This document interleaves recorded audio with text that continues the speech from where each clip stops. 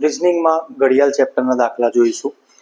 4 વાગે અને 40 કલાકે કલાક કાંટો અને મિનિટ કાંટા વચ્ચેના કેટલા ડિગ્રીનો ખૂણો બને. એટલે કે એપ્રોક્સ આપણે ઘડિયાળ જોતા હોઈએ તો જ્યારે 4 વાગ્યા હોય ત્યારે કલાક કાંટો પણ ખસેલો હોય 4 વાગે ને 40 મિનિટે અને મિનિટ કાંટો, તો બંને વચ્ચે કેટલા ડિગ્રીનો ખૂણો બને એ શોધવું હોય તો તેના માટે આપણે એક સૂત્ર તૈયાર કરવું પડે કે theta is equal to 30h એટલે કે અવર માઇનસ 11/2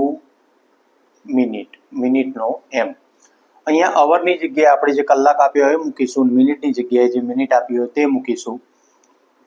તો 30 અહીંયા મૂકીશું 4 બાજુમાં 11/2 મિનિટની જગ્યાએ મૂકીશું 40.